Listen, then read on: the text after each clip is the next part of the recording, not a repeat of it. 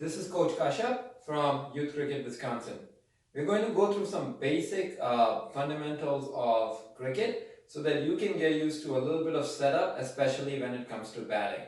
So the first thing you want to know is that this is a cricket bat. It's different from other bats because it has a flat surface on one end, and if you look very closely, it has a curved surface on the other end. The idea of a cricket bat is you want to use the flat surface to hit the ball. Primarily, as you get better, you want to try to hit the ball in the part that's on the lower half of the bat. That's what they normally call the sweet spot. The part that is on the very low end is called the toe of the bat, where my four fingers are. This is not ideal to hit it because that part is way lower than and less control of the ball when you hit it. So you want to try to focus on here. Another reason is every bat has a different profile. The profile in this bat is where the wood is the thickest. And the bigger the thickest part, that's more control and more power you'll get out of the bat. So you want to try to always use that part of the bat to hit it. That's also known as the sweet spot. If you try to hit the ball in other parts of the bat, it's perfectly fine on surface, but you won't get as much power or control. And that's what you want to avoid. The handle is the same, and it's the same bat for a left-hander and a right-hander. So you don't actually change bats whether you're left-handed or right-handed. The way to grab a bat is you want to make the letter V whenever you hold it. So the your hand has the letter V in it between your thumb and your index finger. So you want to put two V's on top of each other. For a left-handed person, your left hand will be on top. For a right-hander, your right hand will be on top. You want to line up the V with the V that the bulge of the bat makes on the back side of the bat. So if I have my V, I'm a right-handed batsman, I'm going to put my right hand on top, closer to the V of the neck, and hold it. And my other hand makes another V, and I'll go to the other hand. This is how you end up holding the bat, where your thumb and index finger are straight line with the V. Once you hold the bat, you want to try to use the flat edge pointing towards the bowler, which is in this case the camera. So you want to have it face towards the camera, this way, so that you hit with that flat part of the bat. You are not swinging it like this most of the time. You want to keep it down, because the heavy part of the bat is the weight which is here. So you want to make the V's, hold your bat, and face it down. This is what is called batting stance. This is where you're ready to bat and face a ball. So you want to get into that batting stance so that you are ready to go.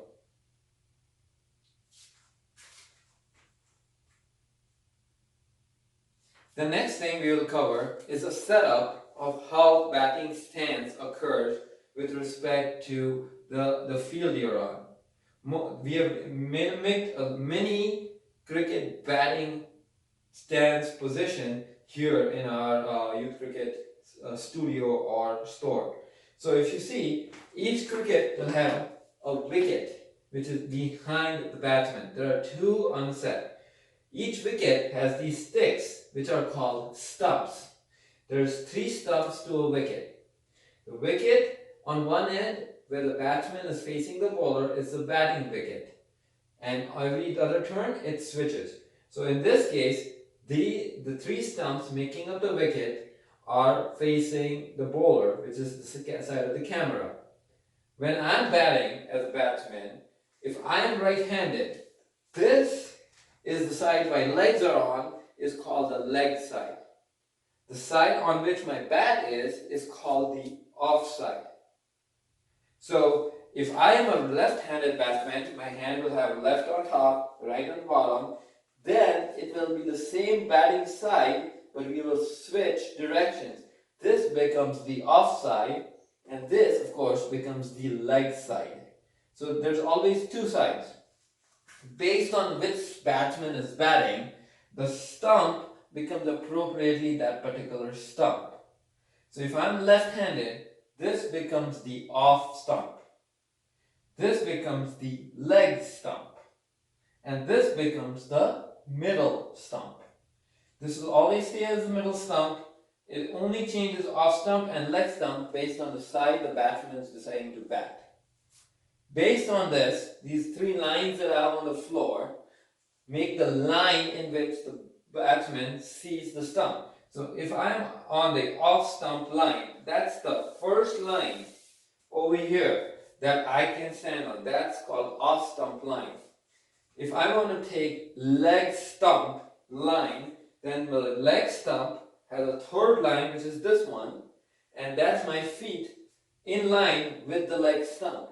It's very important for me as a batsman to know which side my stumps are so that I can take an appropriate stance to face a bowler so that I don't have to look behind me while I'm batting. I will always look towards the bowler when they bowl to me. So it's very important to know which stump your stance is on. You can take middle off stump line, batting, where your feet are on the line of the off stump. You can take middle stump line. You can take leg stump line, which is your legs are on the line of the leg stump. And your bat can be anywhere between one stump over or three stumps over. The idea is you want to get comfortable where you are so you know where you're starting when you bat. The last thing to remember is a crease. A crease is the line that's called home zone of the batsman. As long as you're in the home zone, you cannot get run out. So, I use this is what we call in gully cricket, way to measure. You take your bat, put it on the stumps, one bat length, and then a handle length is about the length of your crease from the stumps. So between the line of your stump and the crease, you know where your feet are going to be in a three-dimensional position on the floor. So you have to make sure before you take a stance, you know where the stumps are and you know where the crease is. Most of the creases will be marked for you, but let's say you're playing in your backyard. The rule of thumb, one bat and a handle length is about what people use to know where your crease is going to be in relationship to your feet. Thank you again. This is Coach Kashyap for watching our videos.